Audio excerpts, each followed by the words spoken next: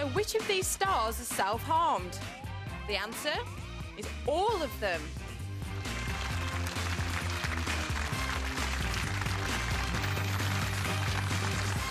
The lovely Gail Porter cut herself for 6 years, once so badly she almost lost her arm.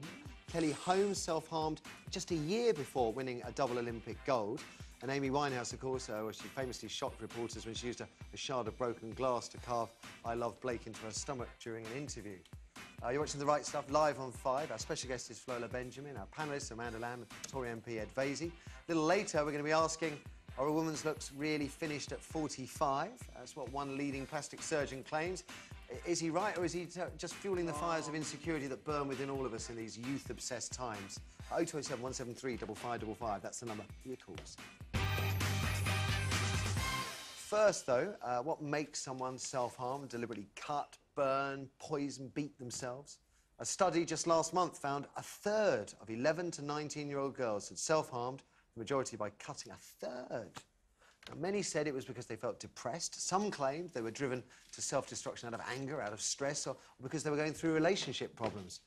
Hospital admissions for self-inflicted injuries by young people have also soared by more than a third in the past 4 years. And most shocking still is the idea that more and more young people, girls in particular, appear to see self-harm as trendy, wearing their scars as fashion statements. So, is self-harm a means of self-expression, of control? Is it attention-seeking? Is it a cry for help? And how come it's so much more common in girls than in boys? And what, of course, can we do about it? If you are a self-harmer or you're concerned about someone you know, perhaps your own child, our psychologist friend Dr. Sheila De Felice is here to help. But first, I'd like you to meet Ellie from Fife. Morning, Ellie. Hello. How are you? I'm good. Bright and breezy. We love in the colours. So when did you start self-harming? I started self-harming when I was 15. And what's that, 5 years ago, yeah. Oh, no. And what did you do to yourself? I cut myself, mainly. I pulled apart razors and I used that to cut myself. How often? Every day, every week, once a month? At its worst, it was multiple times every day. Multiple times every day? Yeah. Well, Were your friends around you when you were doing this? Did you have anybody who you were sharing this with? No. You, on your own? On my own. Why? Did you ever ask yourself why you were doing it? There was a lot of stuff going on at home. There was a lot of stuff going on at school. I was getting bullied at school. I didn't have... I mean, I struggled to make friends. So God, I find that amazing from meeting you just in the last 5 minutes. I'm amazed. There was a... Can I ask a really stupid question? Yeah. Does it not hurt? I mean, I would have... I had to try and dig a splinter out the other day, and it took me about half an hour just to get out. The pain. It hurt a lot, but I think a lot of it was about turning mental pain, emotional pain, which people couldn't see and couldn't understand too well, in something physical that I could understand, that they could understand.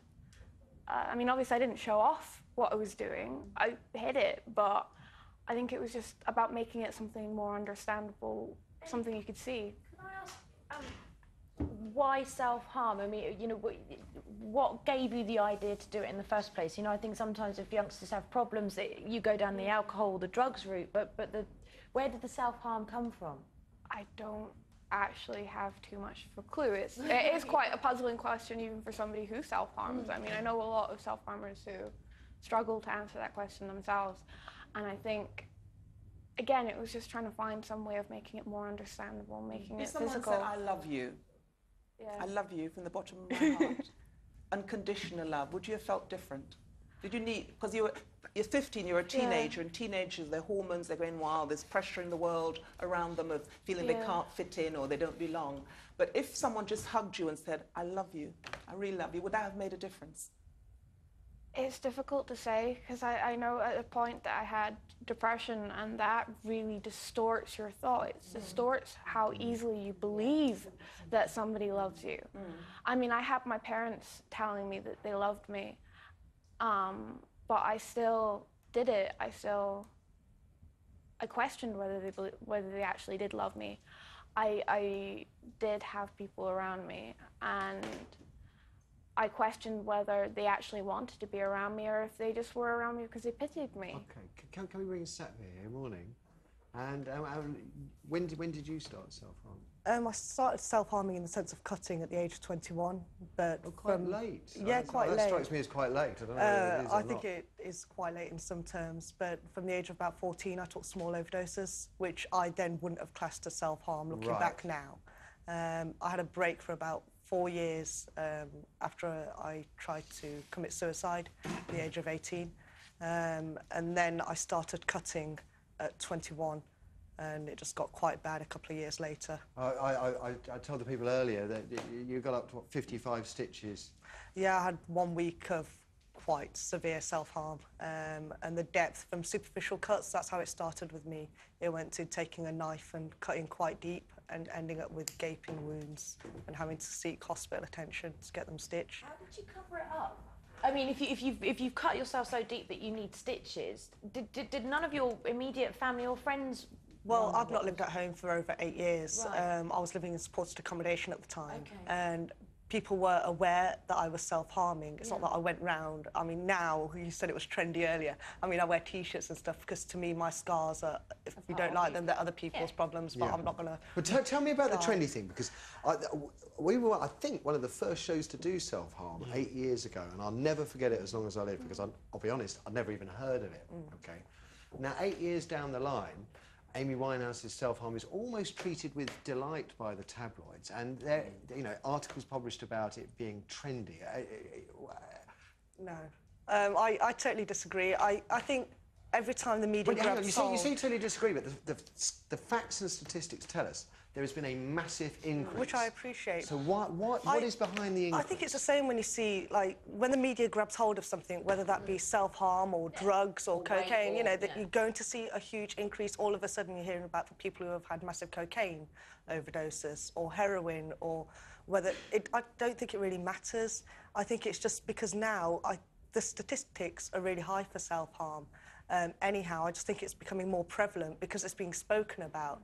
Yes, there are going to be groups of people, unfortunately, who self-harm because they are part of a group. Yeah. And I'm not going to pretend it doesn't exist, because it does. And I think that's a shame, because it takes it away from the people who are self-harming for reasons like Ellie described earlier. I think it's quite scary to be describing it as trendy, because you do have people who are doing it because they have amazingly huge emotional problems, A lot of pain. and they're hiding it, and people calling it trendy and dismissing it because well, I don't think people are dismissing. I think people are trying to get a handle on why is there this massive... Some people would dismiss it. Some people, even doctors who don't understand it too well, would turn around and dismiss it, and it's absolutely terrifying. Okay, I would hate to think of somebody who needed help not getting it. Just before we take some calls, which we have to do, you've both got it, I don't know what the right language is, stopped, got it under control?